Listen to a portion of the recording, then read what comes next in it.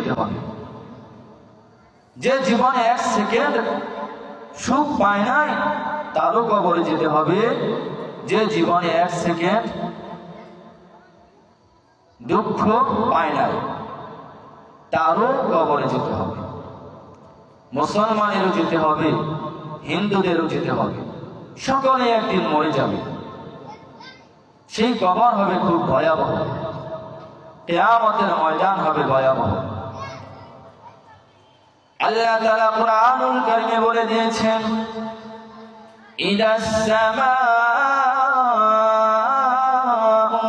ফাতারাত ওয়া ইদাল কাওয়াকিবু তাসারাত। আল্লাহ কুরআনুল কারীমে জানিয়ে দিয়েছেন, বান্দা ইসরাফিল ফেরেশতা যখন প্রথমবার সিংহার ফুৎকার দিবে, যখন প্রথমবার সিংহার ফুৎকার দিবে, মানুষগুলো হতাশা হয়ে যাইবে, আসমান সমূহ ফেটে পড়ে যাবে, তারকা সমূহ গুলো খসে খসে পড়ে যাবে। দুনিয়ার বুকে যত পাহাড় পর্বত রয়েছে, যেই পাহাড়গুলা দুনিয়া টিকে রেখেছে, সমস্ত পাহাড় চূর্ণ বিচূর্ণ হয়ে তোলার ন্যায় উঠতে থাকবে। সেই কিয়ামতের ময়দান এত ভয়াবহ হবে। আল্লাহর হাবিব বলেছেন, যেই মা তার কোলের বাচ্চা দুধ পান করাবে, যখন ইসরাফিল ফেরেশতা প্রথমবার সিংহার ফুৎকার দিবে, তখন যখন দুনিয়ার ভয়াবহতা দেখবে, দুনিয়ার ভয়াবহতা দেখে তার কোলের বাচ্চাকে দুধ খাওয়ানো বন্ধ করে ফিক্কা মেরে ফেলে সে দৌড়াতে থাকবে। আবার এই কথা বলেছেন, যেই মায়ের পেটে বাচ্চা 10 মাস পূর্ণ হয়ে গিয়েছে, কিয়ামতের ময়দানে যখন দেখবে আসমান গুলো ভেঙে পড়তেছে, তারকা খসে খসে পড়তেছে, ওই মায়ের পেটের মধ্যে এখনো বাচ্চা রয়েছে, এমন ভয়াবহতা দেখে তার পেট থেকে বাচ্চা খালাস হয়ে পড়ে যাবে, আর সে দুনিয়ার বুকে দৌড়াতে থাকবে।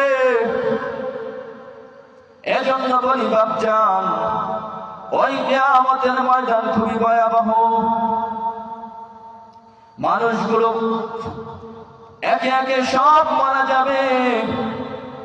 হাদিসের মধ্যে আছে, ইমাম কুরতুবী রাহমাতুল্লাহি আলাইহি বলেছেন, যেই ব্যক্তি সর্বশেষে মারা যাবে তারও কবরের মধ্যে 40,000 বছর থাকা লাগবে।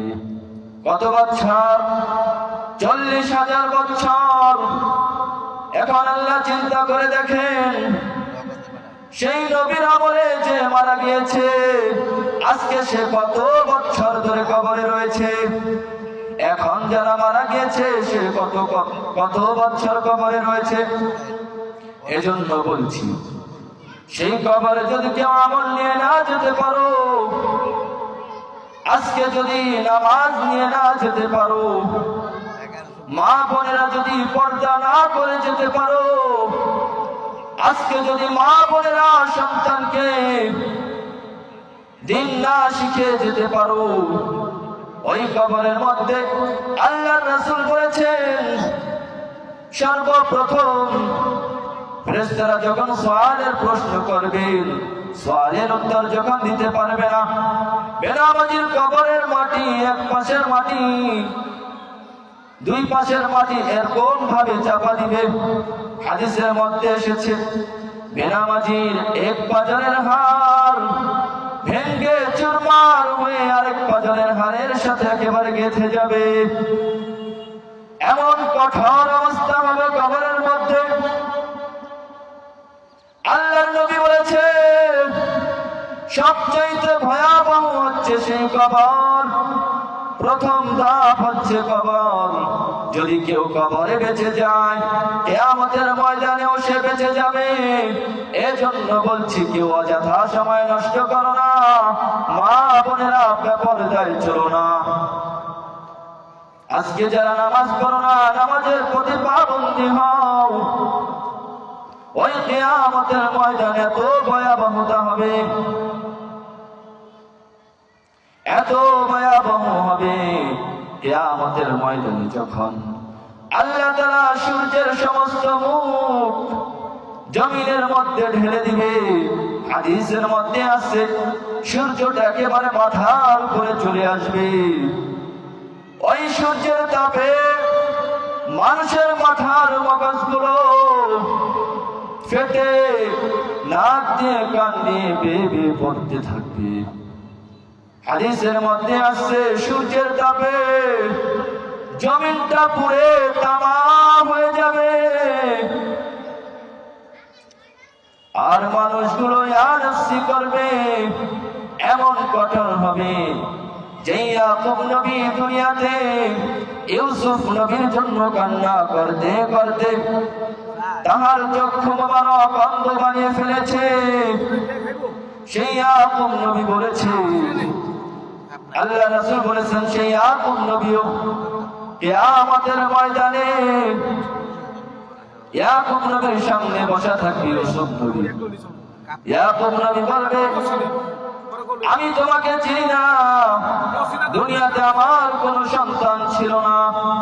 ওই কিয়ামতের ময়দানের কঠোরতা দেখে মূসা নবী বলবে, আল্লাহ, এই কিয়ামতের ময়দানে আজকে আমি আমার পরিবার চাই না, আমি আমার মা বাবা সন্তান পুত্র কাউকে চাই না, স্ত্রী পরিবার কাউকে চাই না। হে আল্লাহ, কিয়ামতের ময়দানে তুমি আল্লাহ আমাকে বাঁচাও। সমস্ত নবী নফসি করবে। ঈসা নবী বলবে, আল্লাহ, কিয়ামতের ময়দানে তুমি আমাকে বাঁচাও বাঁচাও। আর শুধু আমার আপনার দয়ার নবী এতিম নবী সিজদায় পড়ে কান্না করবে আর বলবে, ইয়া হাবলি উম্মতি, ইয়া হাবলি উম্মতি, সুবহানাল্লাহ। এত দরদি মন ছিল উম্মতের জন্য। আজকে আমাদের সমাজের যুবক বাবাজিরা, বৃদ্ধ বাবাজিরা, পর্দার মা বোনেরা সেই নবীকে ভুলে গিয়েছে, নবীর আদর্শ মেনে চলতেছে না। ওই কিয়ামতের ময়দানের সূর্যের তাপে নাফরমান বেনামাজি, সুদখোর, ঘুষখোর, বেপরদাওয়ালা নারী, জিনাখোর নারী পানির পিপাসায় কাতরাবে আর বলবে, আল্লাহ, আমাকে একটু পানি দাও, পানি দাও। কিন্তু আল্লাহ সাড়া দিবে না। হাদিসের মধ্যে আছে চিৎকার করবে 1000 বছর পরে ফেরেশতা বলবে, বলো কি চাও? তখন বলবে, আমি আর কঠোরতা সহ্য করতে পারি না, আমাকে কিছু পানি দাও। তখন বলবে ফেরেশতা, বিনিময়ে তোমার যত আমল আছে, তোমার সমস্ত আমল আজকে তুমি যদি আমাকে দিয়ে দাও, আজকে তোমাকে আমি পানি দিতে পারি। নাফরমান বেনামাজি বলবে, আজকে আমাকে সমস্ত নেকিগুলো নিয়ে যাও, তারপরেও আমাকে বিনিময়ে একটু পানি দাও। ফেরেশতা এমন পানি এনে দিবে, গরম রক্ত কুশ এমন পানি দিবে। হাদিসের মধ্যে আছে 1000 বছর পরে পানি এনে দিবে, 1000 বছর পরে সারা দিবে, 1000 বছর পরে পানি এনে দিবে। যখন ওই পানি বেনামাজি, সুদখোর, ঘুষখোর, বেপরদাওয়ালা নারী, বেশ্যা নারী, বেহায়া বেলজ্জা নারী পান করবে, তার পেটের মধ্যে নারী বুড়িগুলো একেবারে গলে পায়খানার রাস্তা দিয়ে পড়ে যাইবে আর দৌড়াতে থাকবে। একবার এদিক যাবে, একবার ওদিক যাবে, কিয়ামতের ময়দানে পাও ফেলতে পারবে না। কিয়ামতের ময়দানে জমিন সূর্যের তাপে পড়ে তামাম হয়ে যাবে, শুধু ইয়া নফসি করবে। সন্তান মাকে চিনবে না, মা সন্তানকে চিনবে না, বাবা সন্তানকে চিনবে না, কেউ কারো পরিচয় দিবে না। বাবা এজন্য বলি, আপনার আমলনামা আপনারই কাজে আসবে। এই দুনিয়াতে অযথা সময় নষ্ট করো না। ওই কিয়ামতের ময়দানে প্রত্যেকটা বেনামাজি আফসোস করবে, প্রত্যেকটা বিধর্মী হিন্দু খ্রিস্টান আফসোস করবে। রুবামা ইয়াওয়াদ্দুল্লাযীনা কাফারু লাউ কানু মুসলিমিন। প্রত্যেকটা বিধর্মী এভাবে আফসোস করবে, হায় যদি দুনিয়াতে আজকে আমি মুসলমান হতাম, দুনিয়াতে যদি আমি মুসলমান হতাম। আর প্রত্যেকটা কিয়ামতের ময়দানে আফসোস করে বলবে, ইয়াকুলু ইয়া লাইতানি, একটু খেয়াল করে শুনেন, বারবার বলবে, ইয়াকুলু ইয়া লাইতানি কদ্দামতু লিহায়াতি, হায় যদি ওই দুনিয়াতে হায়াত থাকা অবস্থায় আমি আমার জীবনকে কাজে লাগাইতাম, এই আখিরাতের জন্য কিছু নেকি করে রাখতাম। ইয়া লাইতানি লাম উতা কিতাবিয়া, হায় যদি আজকে আমার কিয়ামতের ময়দানে আমার হাতে আমলনামা না দেওয়া হতো। ইয়া লাইতাহা কানাতিল কাদিয়া, হায় যদি কিয়ামতের ময়দানে আজকে মৃত্যু আমাকে ধ্বংস করে দিত, শেষ করে দিত। ইয়া লাইতানি কুনতু মাআহুম ফাআফুযা ফাওজান আযীমা, হায় যদি দুনিয়াতে আজকে আমি নেককার হতাম, আজকে আমিও কামিয়াব হয়ে যেতাম। ইয়া লাইতানা আতানা আল্লাহ ওয়া আতানা রাসূলা, হায় যদি দুনিয়াতে আল্লাহ ও তার রাসূলের আনুগত্য করতাম। ইয়া লাইতানি ইত্তাখাযতু মা'আর রাসূলি সাবিলা, হায় যদি দুনিয়াতে রাসূলের পথ ধরতাম। ইয়া লাইতানি লাম আত্তাখিয ফুলানান খলীলা, হায় যদি দুনিয়াতে অসৎ লোককে আমার বন্ধু না বানাইতাম। ওই কিয়ামতের ময়দানে কিছু বন্ধু, কিছু বেনামাজি আফসোস করবে, হায় যদি আজকে যদি আমি গাঁজাখোর বন্ধু না বানাইতাম, আজকে আমি দুনিয়াতে তার সাথে মহব্বত থাকার কারণে আমি গাঁজার প্যান্ডেলে গিয়েছিলাম, আজকে আমি দুনিয়াতে তার সাথে বন্ধুত্ব থাকার কারণে আমি জুয়ার প্যান্ডেলে গিয়েছিলাম, হায় যদি আজকে আমি ওই অসৎ লোকের সাথে বন্ধুত্ব না করতাম। ইয়া লাইতানি লাম উশরিক বিরাব্বি আহাদা, হায় যদি ওই দুনিয়াতে আমি কাফের এবং মুশরিকের মতো আল্লাহর সাথে কাউকে শরীক না করতাম। কিন্তু বলেন ওই সময় আফসোস করে কি হবে? কোনো লাভ হবে না। যত আফসোস করা দরকার এখনই করেন, যত চিন্তা করা দরকার এখনই করেন। ওই কিয়ামতের ময়দানে আল্লাহ তাআলা বলবেন, ইয়াউমা ইউদাউনা ইলাস সুজুদি ফালা ইস্তাতিউন, ওই নাফরমান, ও বেনামাজি, দুনিয়াতে যতগুলো সেজদা দাও নাই, আজকে কিয়ামতের ময়দানে সেজদাগুলো দাও। আহা, স্বয়ং আল্লাহ বলবে, নাফরমান বেঈমান, দুনিয়াতে কত সেজদা দাও নাই, আজকে কিয়ামতের ময়দানে সেজদাগুলো দাও। নাফরমান বেঈমান বেনামাজি শত লক্ষ কোটি বার কিয়ামতের ময়দানে সিজদা দেওয়ার জন্য চেষ্টা করবে, কিন্তু সিজদা দিতে পারবে না। ও আমার বাপজানেরা, ও পদ্মার মা বোনেরা, কোটি কোটি বার চেষ্টা করবা, কিন্তু আর মাজা ভাঙবে না, আর রুকু দিতে পারবা না। আজকে তুমি দুনিয়ার বুকে যেই টাকা অসৎ পথে কামিয়েছো, সুদ খেয়ে কামিয়েছো, আজকে সমাজের মধ্যে, গ্রামের মধ্যে মানুষগুলো এত বিবেকহীন হয়ে পড়েছে। আজকে তারা এনজিও লোন উঠাইতেছে, কিস্তিতে টাকা উঠাইতেছে, এত বোকার মতো কাজ করতেছে যে আমি কিস্তি উঠে একটা বাড়ি ঘর করব, একটা গাড়ি কিনবো, আমি আমার সন্তানকে আজকে কিস্তি উঠে লোন উঠে বাহিরে পাঠাইবো। খোদার কসম করে বলে দেই,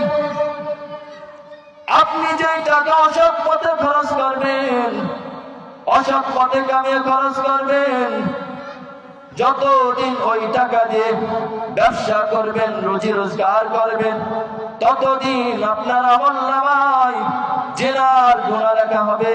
হারাম খাওয়া এত কঠিন, হাদিসের মধ্যে আছে হারাম খাওয়ার ৭৩টি ভয়াবহতার মধ্যে গুনাহের মধ্যে সবচাইতে ছোট গুনাহ হলো নিজের আপন মায়ের সাথে জেনা করা।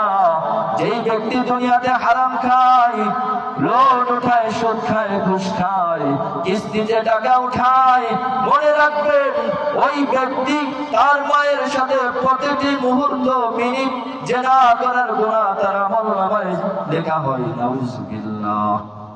এজন্য বলি বাপজানেরা, দুনিয়াটা আল্লাহ তাআলা শুধু পরীক্ষা নেওয়ার জন্য পাঠিয়েছেন। আজকে সমাজের বাপজানেরা, আজকে যুবক বাবাজিরা, যুবক যুবতী বোনেরা আজকে চোখে সরিষার ফুল দেখে, আজকে কত রং রং করে, কিন্তু মাওলাকে ভুলে যাও। কিন্তু মনে রাখবা ও দুনিয়াবাসী, এই পৃথিবীতে আল্লাহ ছাড়া তোমার আর কেউ আপন হবে না।